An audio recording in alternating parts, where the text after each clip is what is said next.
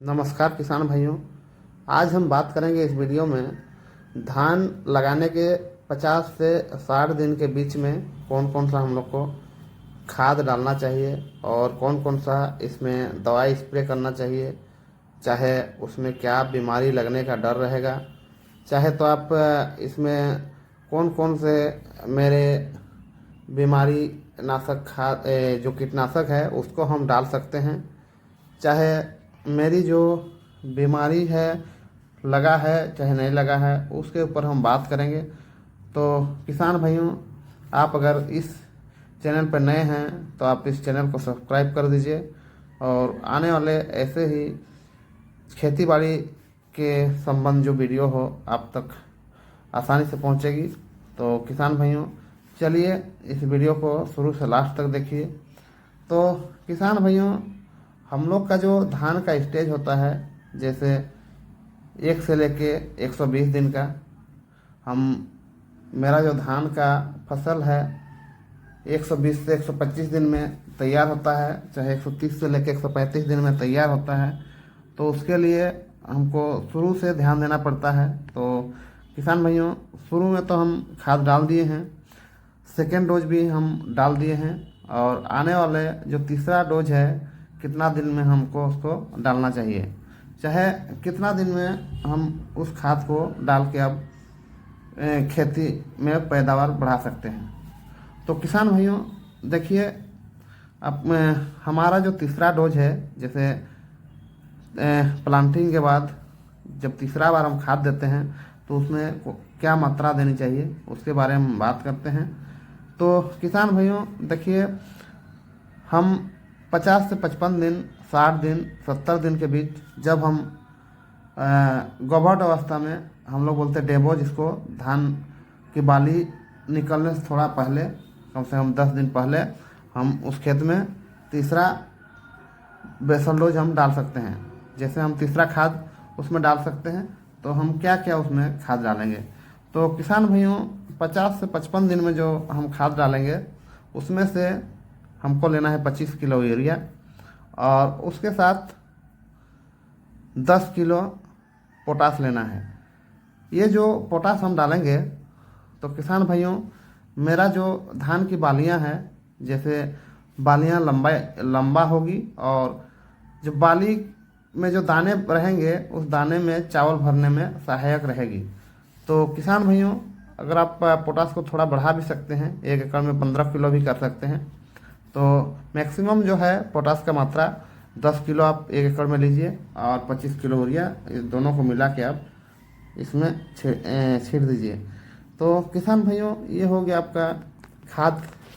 और दूसरी हम बात करेंगे, जैसे आने वाले समय में जैसे बालियां जब निकलती है तो उस समय हम लोग का जो रोग लगने का डर रहता है, जैसे हो गया फॉल्स स्मूथ, जिसमें पत्ता में दाग धब्बा, कीड़े रहना, वैसे तरह के जो बीमारियां होती है, उस बीमारियां को हम देख नहीं पाते हैं, और लास्ट स्टेज में स्प्रे करने से भी मेरा जो धान का जो फसल है बहुत नुकसान में जाता है। तो किसान भाइयों, उसको देखते हुए हमको 50 से 60 दिन में उस फॉल्स स्मूथ के लिए हमको एक दवा लेना है, मेटालेक्सिल प्लस मैनकोजेब। उसको आप स्प्रे कर दीजिएगा, चाहे आप यूरिया के साथ छींट भी सकते हैं। उसका जो डोज है 100 ग्राम प्रति 150 लीटर पानी में। तो उसको हम 50 से 60 दिन में डाल देंगे, तो क्या होगा, मेरा फॉल्स स्मूथ जो है आने वाले समय में रोग नहीं लगेगा। तो किसान भाइयों, ये आप इसके लिए भी आप मेटालेक्सिल मैनकोजेब स्प्रे कर सकते हैं। और किसान भाइयों, दूसरा बीमारी हम लोग का आता है, जैसे नेक ब्लास्ट, जो बालियां जब निकलने के अवस्था में रहता है, फूटने के अवस्था में रहता है, जब बालियां थोड़ा बढ़ जाता है, उस समय हम लोग का जो बालियां के नीचे जो गांठ होता है उसमें हम लोग का हल्का काला काला धब्बा दिखाई देता है।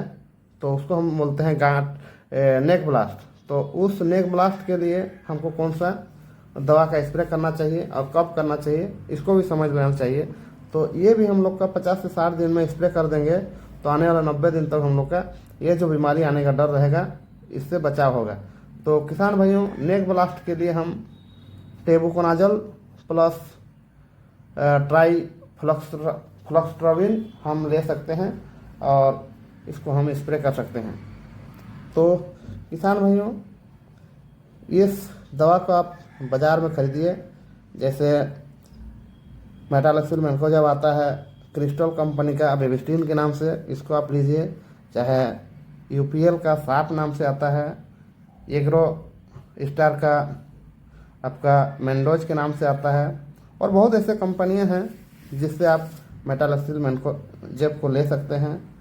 और दूसरी बात करें जो टेबुकोनाजल सब में आप ले सकते हैं अच्छा कंपनी का, जैसे सुमिटोमो केमिकल का आता है, चाहे आपका टाटा रिलीज का आता है और मल्टीप्लेक्स का आता है, इस सब कंपनी का आप ले सकते हैं। और दूसरी बात करें तो एक रोग, सबसे खतरनाक रोग जो होता है उसका भी आप इलाज कर सकते हैं 50 से 60 दिन में। तो ये जो रोग है आपका स्टेम